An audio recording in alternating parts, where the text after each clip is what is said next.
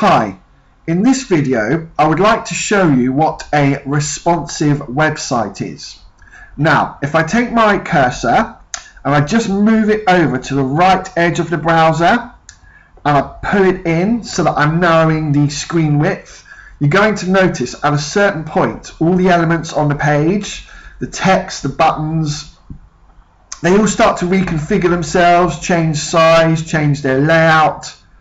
And what is happening is my website is adapting itself so that it can fit neatly onto the screen of any size device. So for example, on a mobile phone, if I just narrow it in a bit, this is probably the width of a mobile phone screen. So this is what my website would look like on a mobile phone. And if you scroll up and down, that's what it would look like. And if I bring it back out, things get a bit bigger and change. And just so you can see, the effect is carried through all the way down the page. So here we've got some text, and if I bring it in, you're going to see how that text changes as well. So everything changes. So the website is adapting itself to every possible screen size.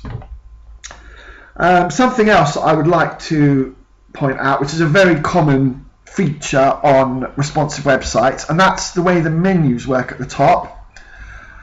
Now on this particular page, what will happen is if I bring in the screen, at a certain point you can see that there's not going to be enough room for all the buttons. The screen is getting too narrow.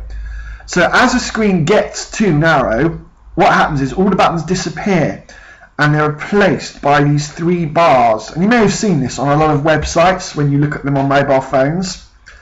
And if you click the three bars, you then get all the buttons. So there they all are. Click the three bars again, the buttons disappear. So on a mobile phone, this is what the page is going to look like. And then on a tablet or a bigger size screen, you get the buttons.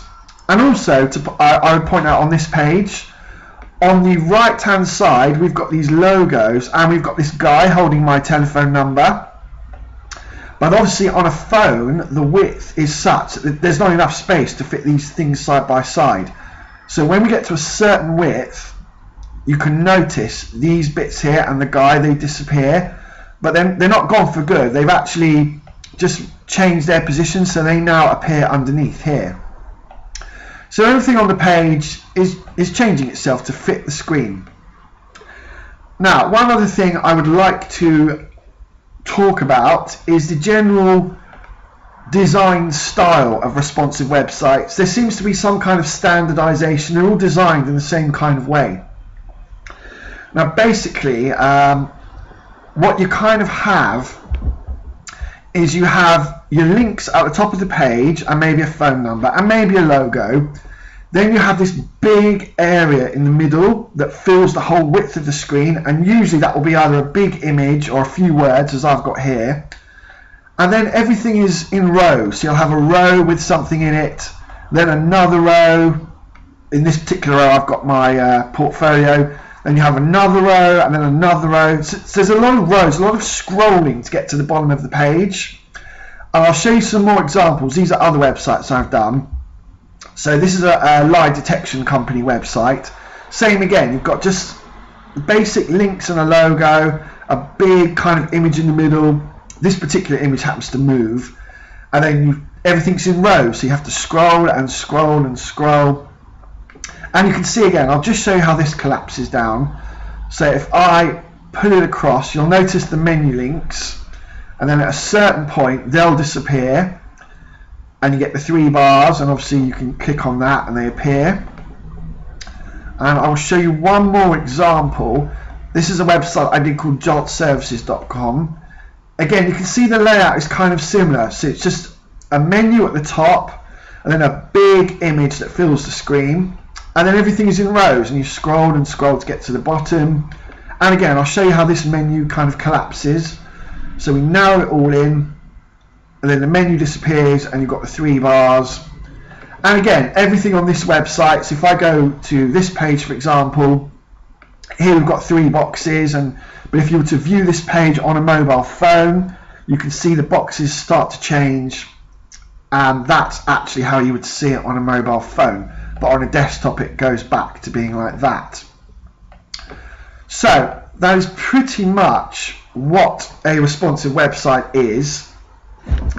Another bonus feature, if you like, is websites which can adapt themselves to mobile phones so that everything's easily readable on a mobile phone screen.